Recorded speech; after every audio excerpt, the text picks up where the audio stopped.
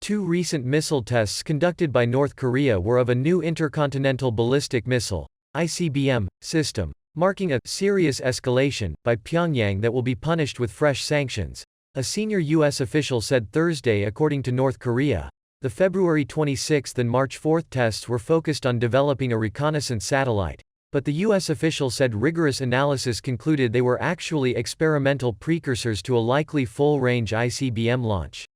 Any such launch would mark the end of a self-imposed moratorium Pyongyang has had in place since 2017 and send military tensions soaring on the Korean peninsula and beyond. The North has carried out 3 ICBM tests, the last in November 2017 of a HWASONG-15, deemed powerful enough to reach Washington and the rest of the continental United States. The US official said the recent 2 tests involved a relatively new intercontinental ballistic missile system that Pyongyang had first showcased at a military parade in October 2020. This is a serious escalation, the official said, adding that while neither launch displayed ICBM range or capability, they were clearly intended to test elements of this new system before North Korea conducts a launch in full range. When the full test is carried out, North Korea will likely seek to disguise it as a space launch, the official said.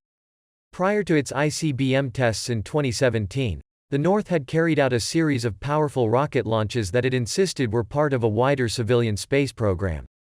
North Korea is already under biting international sanctions over its missile and nuclear weapons program, and the official said the U.S. Treasury would announce fresh measures on Friday to help prevent Pyongyang accessing foreign items and technology to advance that program. Such measures underline that the North's unlawful and destabilizing activities have consequences, and that diplomatic negotiations are the only viable path forward for Pyongyang, the official said. When the new ICBM was unveiled at the 2020 parade, military analysts said it appeared to be the largest road-mobile, liquid-fueled missile anywhere in the world, and likely designed to carry multiple warheads in independent re-entry vehicles, MIRVs. North Korea watchers regularly caution that the devices Pyongyang puts on show at its parades may be mock-ups or models, and there is no proof they work until they are tested. Pyongyang has been abiding by its moratorium on testing ICBMs and nuclear weapons since leader Kim Jong-un embarked on a flurry of high-profile diplomatic engagement with then U.S. President Donald Trump in 2017.